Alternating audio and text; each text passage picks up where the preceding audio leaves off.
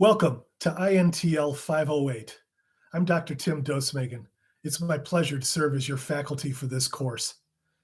Long before I worked at the National Security Agency, back during the Reagan administration, I first became interested and fascinated as a student of intelligence analysis while serving as a cryptologic linguist in places like Osan Air Force Base in Korea and Kadena on the island of Okinawa in Japan. Those days spent warming headphones back in the day really ignited a passion for intelligence analysis. We used platforms like the U2 and the RC-135. Later, we used a number of very much interesting and more effective gathering intelligence platforms. Regardless, whether it was collection, transcription, analysis, or reporting, I became enamored with the field, and I'm sure you are going to fall in love with intelligence analysis, especially when you take this course. I want to talk about what we're going to talk about in the next 8 weeks as we get ready in this journey of guided discoveries. Intelligence analysis has been likened to building a jigsaw puzzle, but without the benefit of the cover picture on the box. And that's true. Think only of the confusing chatter of the 19 men on 4 airplanes in a 2-hour operation on September 11th of 2001. All of the chatter that was collected, yet to be acted upon. Yet, as a result of the surprise and the death and the destruction, it resulted in the creation of the DNI position and greater integration across the entire intelligence community, including the sharing of data. But even outstanding intelligence analysis, if unused, can lead to historic opportunities lost. This was the case in the late 1990s when President Clinton was provided with the location of Osama bin Laden and yet refused to take him out, knowing his location. Imagine how history would have differed had OBL been taken out by President Clinton in the 1990s. Or think of the decision by British Prime Minister Winston Churchill to allow the city of Coventry to be bombed by the Luftwaffe in World War II. Churchill knew that the Germans were going to attack. He even had family members living in the city of Coventry. Yet he decided that in order to protect methods and collection sources, he would allow the bombing to continue and not tip off the Nazis that they knew the code had been broken. Tough decisions. Another analogy for intelligence analysis is to think of Sherlock Holmes' powers of induction and deduction, or maybe your favorite TV shows if you watch any of the CSI series. All of these show us the careful process of intelligence analysis. Sometimes the analysis is crystal clear.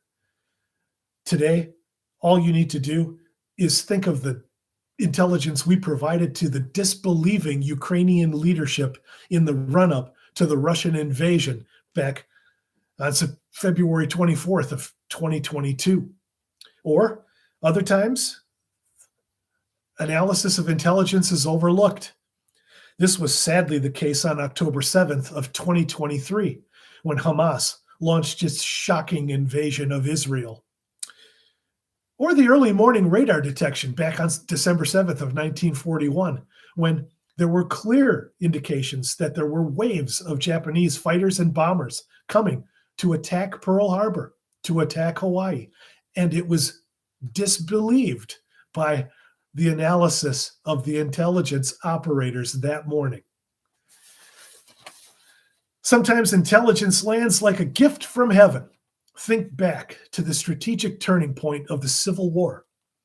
The entire invasion plan of Robert E. Lee's Confederate forces was found wrapped around 3 cigars, and what became known as Special Operation Order Number 191 tipped off the Union forces on not only how the Confederacy planned to fight its battles, but also led to the Union stalemate at the bloodiest single battle in the entire Civil War, which was Sharpsburg or Antietam on September 17th, but also led to the strategic defeat of the Confederacy's invasion and the turning point of the Civil War.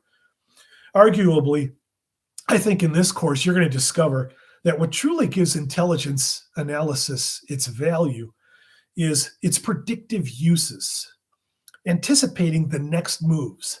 Think of China today as it expands its operations in the South China Sea, as it ramps up to what some consider to be an inevitable invasion of Taiwan.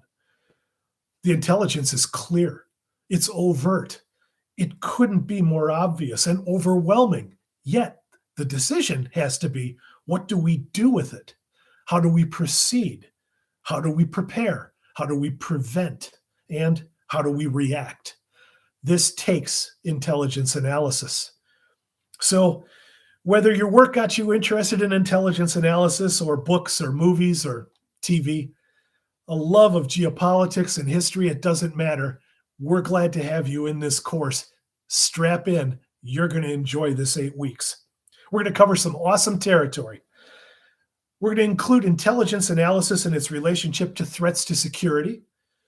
We're also going to talk about the military, political, and economic considerations, focusing on a wide variety of aspects relating to both U.S. and foreign analysis, and we'll get to the analytical process. Welcome to the course. We're going to have 3 big writing assignments during this course. In addition to the discussion questions, these 3 biggies are: number 1, your case study research proposal; number 2, your case study itself; and in the closing week, you're going to do a simulation analysis and answer some essay questions. I'm honored to serve as your instructor. I look forward to this journey of guided discoveries. Please introduce yourself, sharing your introduction to intelligence analysis or how you became interested in the field. Finally, please reach out at any time to ask for help or guidance or direction, either posting a question or sending a message. I'm Tim Dosemagen. Welcome to your course.